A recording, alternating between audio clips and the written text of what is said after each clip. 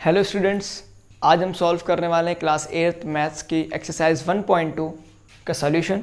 So student start करते हैं। Question number 1, represent this number on number line. यानी कि हमें नंबर्स दिए हैं, उनको नंबर लाइन पे लिखने हैं। मुझे पता नंबर लिखा नहीं है, मैं लिख दे रहा हूँ। हमारा इसमें फर्स्ट क्वेश्चन है 7/4 और सेकेंड क्वेश्चन है -5/6।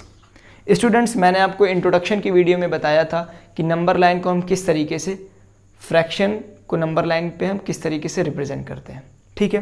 सो स्टूडेंट्स देखिए, पहले सबसे हम क्या करते हैं, अपने क्वेश्चन में हम पहले ये देखते हैं कि जो फ्रैक्शन दिया है वो प्रॉपर फ्रैक्शन है कि इम्प्रॉपर फ्रैक्शन है। और मैंने आपको बताया था कि इम्प्रॉपर फ्रैक्शन क्या होता है और प्रॉपर फ्रैक्शन क्या होता है।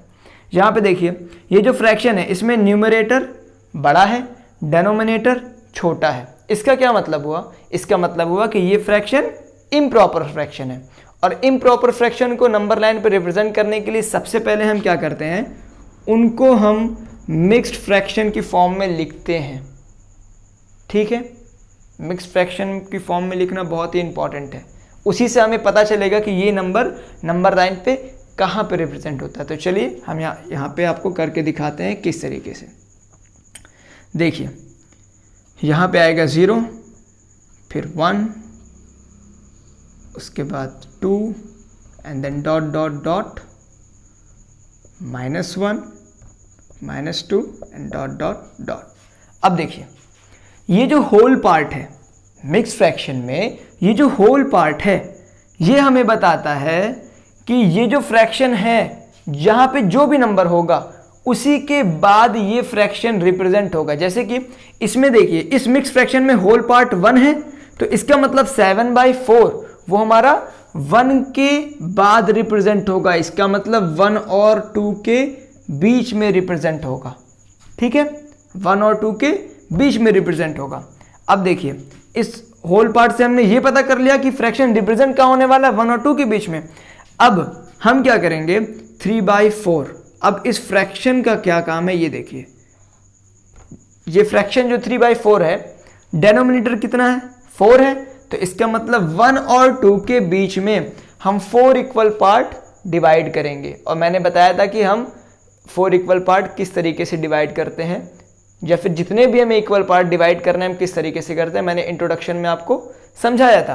तो देखिए, यहाँ पे 4 है, तो इसका मतलब हम इसके 1 और 2 के बीच में 3 लाइन्स खींचेंगे, 1 2 3। तो देखिए, ये 4 पार्ट में डिवाइड हुआ कि नहीं, 1 part, second part, third part, 4 part में डिवाइड हो गया। मैंने ये लाइन इसलिए खींची ताकि आप लोग इसको काउंट कर सकें। ठीक है, आपको नहीं खींचनी है, तो आप इस बात को समझे। ये 4 पार्ट में डिवाइड हो गया। अब क्या करना है, अब न्यूमरेटर 3 है, तो 1 के बाद से हम काउंट करेंगे, 1 2 3। हमारा 3 यहाँ पे आया, यानी कि 7/4 यहाँ पे रिप्रेजेंट होगा। ठीक है, अब हम अपने सेकंड क्वेश्चन पे आते हैं, -5/6। तो यहाँ पे देखिए, न्यूमरेटर बड़ा है, न्यूमरेटर छोटा है, डेनोमिनेटर बड़ा है। यानी कि ये फ्रैक्शन हमारा क्या है, ये फ्रैक्शन हमारा है प्रॉपर फ्रैक्शन, क्योंकि प्रॉपर फ्रैक्शन में न्यूमरेटर छोटा होता है और डेनोमिनेटर बड़ा होता है। तो मैंने आपको बताया था कि प्रॉपर फ्रैक्शन हमेशा 0 और 1 के बीच में होता है अगर वो पॉजिटिव है। अगर प्रॉपर फ्रैक्शन हमारा नेगेटिव है तो वो 0 और -1 के बीच में ही रिप्रेजेंट होगा और कहीं पे भी रिप्रेजेंट नहीं होगा। तो देखिए, ये नेगेटिव है, इसका मतलब ये जो -5/6 है वो 0 और -1 के बीच में ही रिप्रेजेंट होगा। ठीक है स्टूडेंट्स,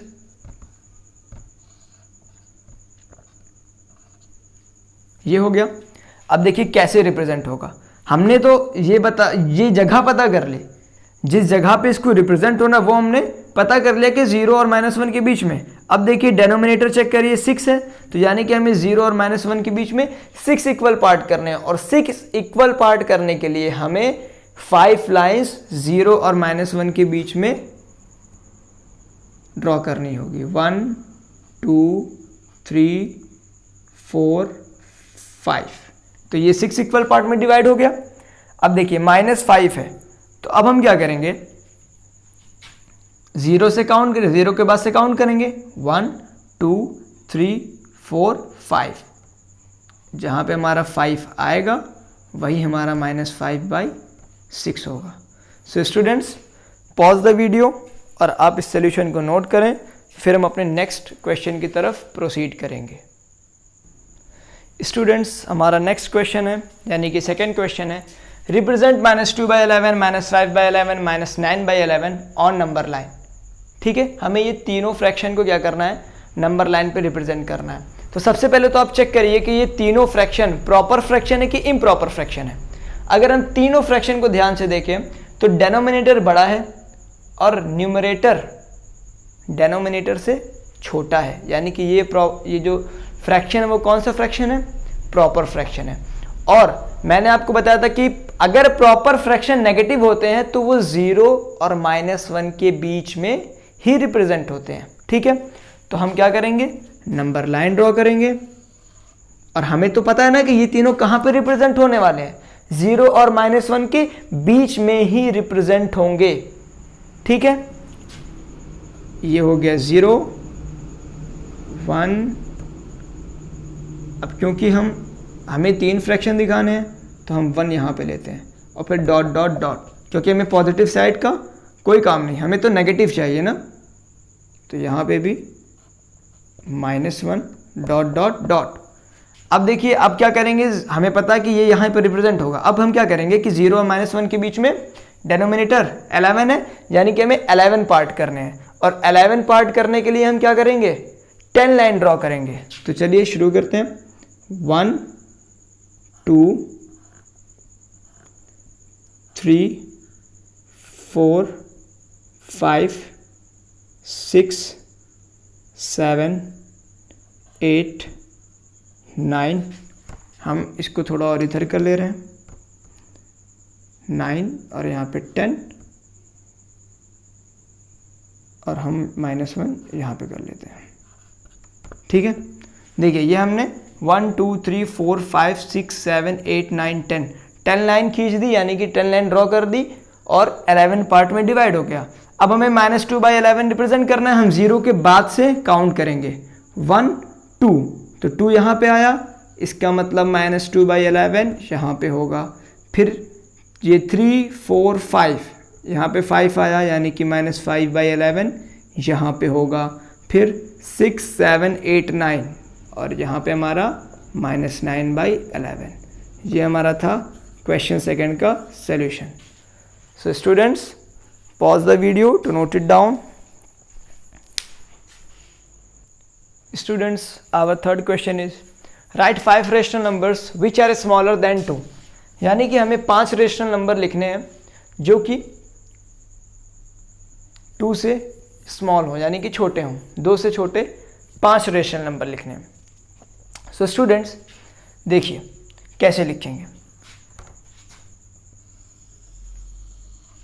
देखिए मैं यहाँ पे नंबर लाइन का ही एग्जांपल ले रहा हूँ, 1 2 -1 -2 -3 -4 -5 -6 डॉट डॉट डॉट, यहाँ पे 3 4 5 6 dot dot dot. So students हमें 2 से छोटे नंबर चाहिए।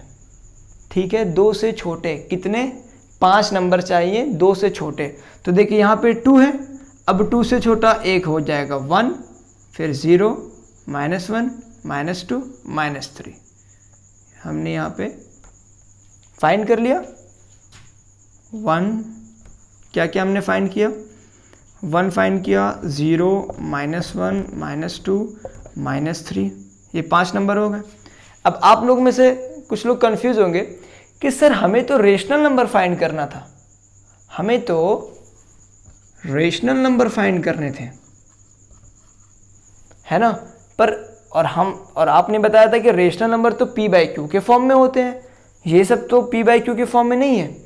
ज़रा ध्यान से देखो, क्या हम इनको 1/1 नहीं लिख सकते, 0/1 -1/1 -2/1 -3/1 लिख सकते हैं ना, क्योंकि अगर हम इन्हीं नंबरों में अगर 1 से डिवाइड कर दें तो आंसर तो हमारा यही नंबर आएगा, कि 1 में 1 से डिवाइड कर दे तो 1 आएगा, 0 में 1 से डिवाइड कर दे तो 0 आएगा, -1 में 1 से डिवाइड कर दे तो -1 आएगा, और -2 से 2 को 1 से डिवाइड कर दे, -3 को 1 से डिवाइड कर दे तो आंसर तो वही आएगा।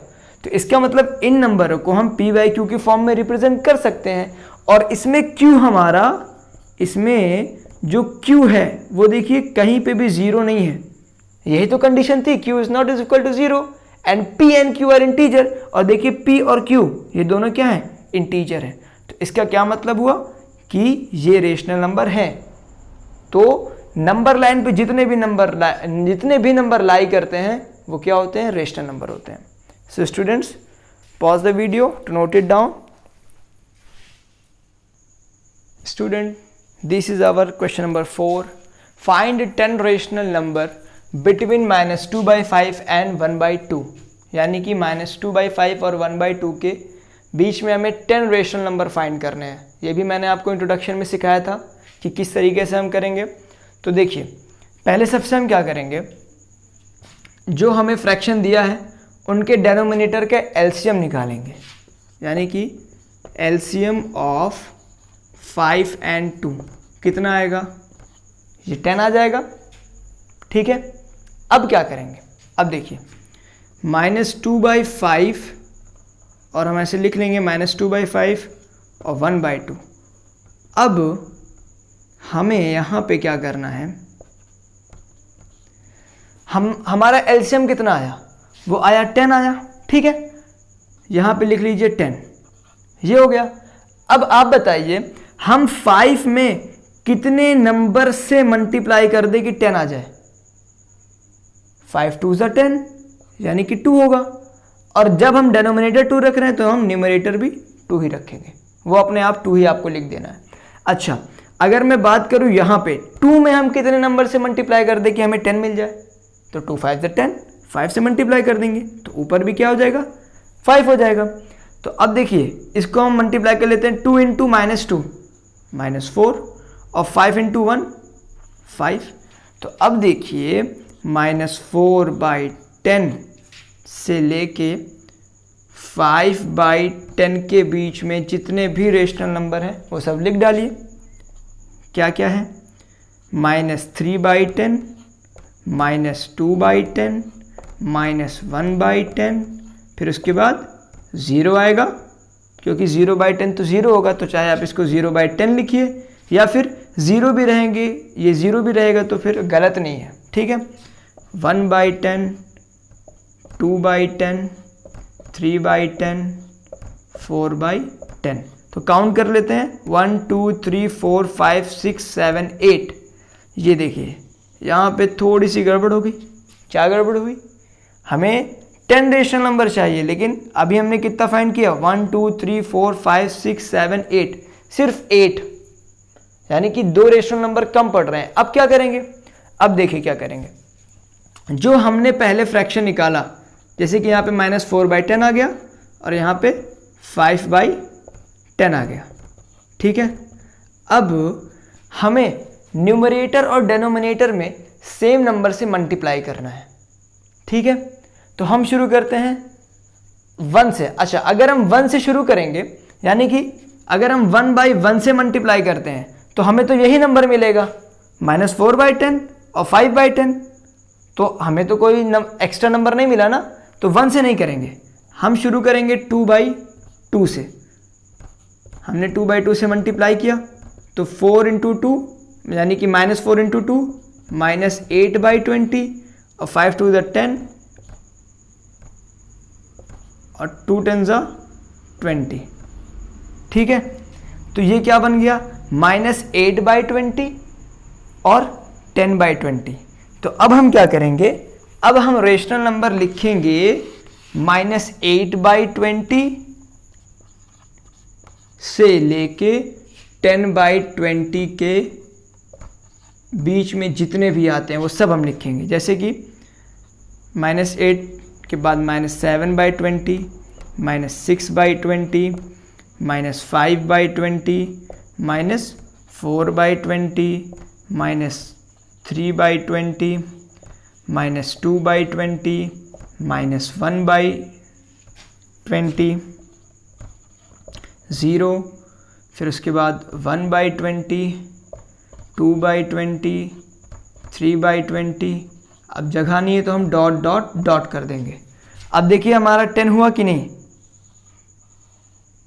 ये हो जाएगा 6, 7, 8, 9, 10, 11। हमने 11 फाइंड कर दिया, तो इसमें कुछ गलत नहीं है। हमसे 10 बोल रहा था, आप इसमें से कोई भी 10 लिख सकते हैं। और एक बात याद रखिएगा कि दो नंबरों के बीच में, दो रेशनल नंबरों के बीच में infinite number of rational number होते हैं, यानी कि अनगिनत रेशनल नंबर होते हैं। तो आप अगर आप इससे ज़्यादा भी निकल जा रहा है वो, तो कोई गलत नहीं है, लेकिन कम नहीं निकलना चाहिए। जैसे कि इससे पहले हमने 8 निकाला था तो वो रॉन्ग था, लेकिन इसमें देखिए 11 और 11 से ज़्यादा भी हैं, तो आप इसमें से कोई भी 10 लिख सकते हैं। So students, pause the video to note it down.